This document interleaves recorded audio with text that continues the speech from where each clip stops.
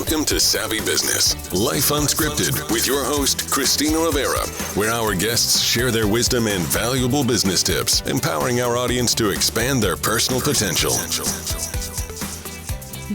Hi, Eric Strafel. Welcome to Savvy Broadcasting for our 10th Annual Aviation Month. I just sprung it on you a few seconds ago to let you know that you're part of our 10th Annual Aviation Month that's had wonderful folks on like the Kings and Rob Machado. But we're having you here today because you've worked with a wonderful subsidiary of Boeing, Avial. And you were the CEO there, and now you are the CEO and founder of Summit, helping businesses grow profit and scale innovation with a mission-driven purpose. And here's the thing we're going to talk about today: how do you give your employees the tools they need to be leaders themselves? Because you don't want to micromanage. You want to give every single person you hire, there's a reason you hire them. They know how to do what they do, but give them the leadership skills so they can do their absolute best in their company, whatever your company is. So welcome to the show.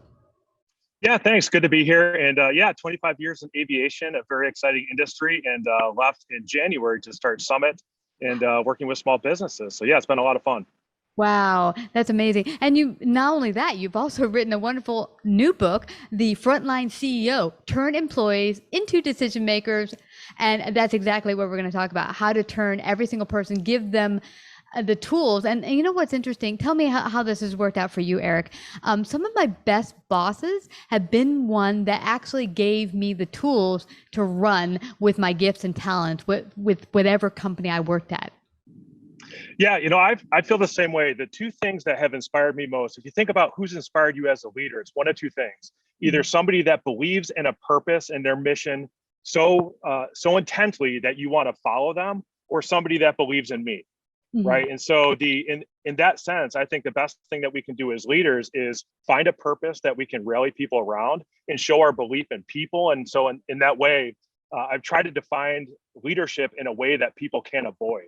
And so I think everybody can be a leader. I don't think leaders are born. I think they can be made and developed. And I define leadership as picking a problem and then bringing people with you to solve that. And in doing so, I think anybody can be a leader. Yeah. And it's interesting. One of my favorite shows is Star Trek, and all of the different variants of it, more or less, and not as much the newer versions, but Captain Picard. What I loved about him and his crew is he was, you could tell, a really strong leader. People respected him, but he would take each of his leadership crew of each of the departments and say, hey, what do you know? What can you offer to the table with your expertise that can help us solve this problem? He didn't just say, hey, I'm the captain of this ship and you all don't have a say. He allowed them to have a say and bring their best to the table so they could all solve the problem.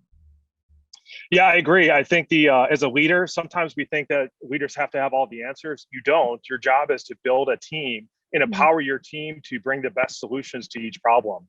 And so one thing I talk about is, as a leader, sometimes you have to be willing to be led.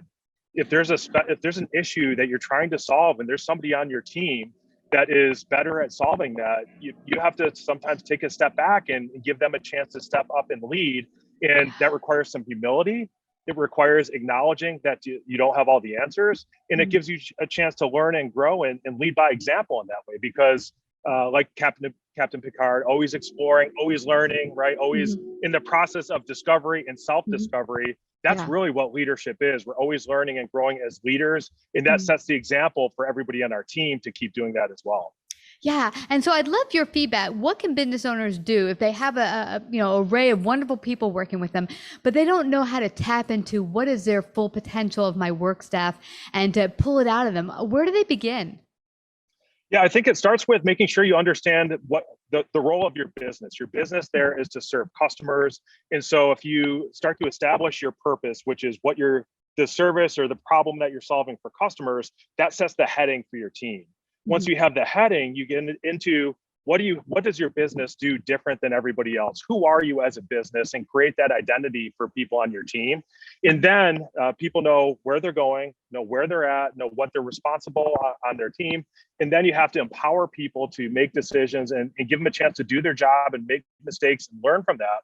And the simplest, easiest thing that I think we all need to do to develop leaders is allow them to make decisions. And so try to push decisions down, because in making decisions, the process of evaluating alternatives, what the risks are, what happens if I do this, what happens if I do that or don't do that, that is the process of developing leaders. And I think if we give our teams a chance to make decisions and work through that process with a little bit of coaching along the way, that's one of the best things that we can do to develop our team and unlock their potential. Yeah, I love that you say this. And one thing I've gotten, because I've worked as a consultant for a number of businesses, is you walk in, you talk to both the senior staff, and then you talk to the, many of the support staff, and they're on two different pages. And the support staff will tell me, you know what, I don't feel free to make a mistake. So I stay inside the bubble of safety, so that I don't get, she made a mistake, maybe we need to get rid of him or her.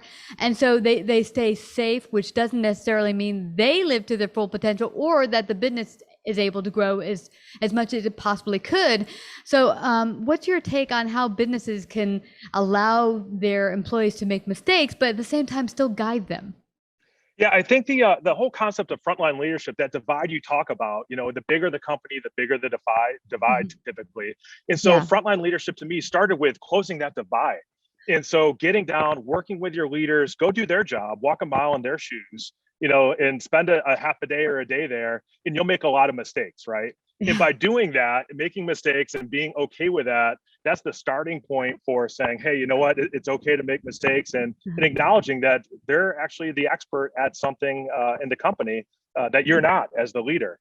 And so I think just getting down, working side by side with people, being willing to make mistakes yourself, and then talking about that openly, it starts by setting that example. If you're, as a leader, if you're trying to put yourself out there as not making mistakes and always striving for excellence and perfection, all that's going to do is tell people that they have to be perfect too.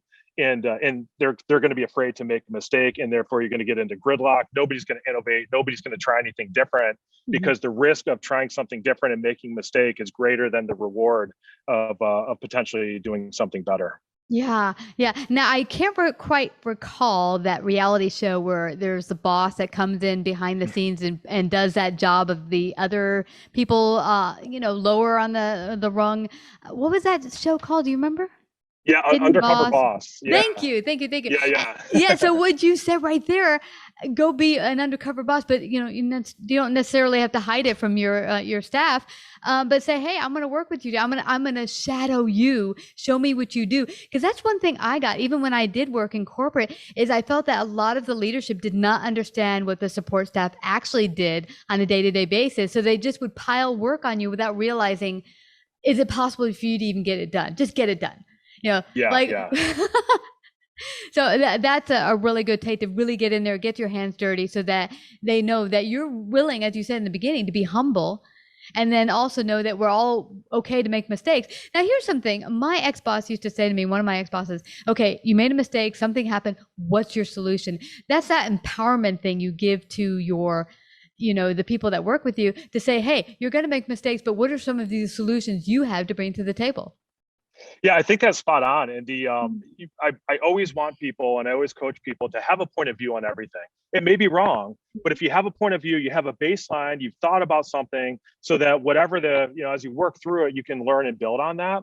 And I'm with you on what I came to appreciate is that if I'm working through a solution with my team and somebody on the team comes up with something, having their buy-in is better than the perfect solution. I would much rather have, and oftentimes they'll have a better solution and I may not realize it, but having a team's buy-in and having somebody bring a solution and implement it is far better than whatever you think your own perfect solution is, because once they own it, ownership and ownership thinking, as they say, is so critical. It's powerful in a business that gets everybody fully engaged. And when they own it, if they implement it and something goes wrong, they'll figure out how to make it right.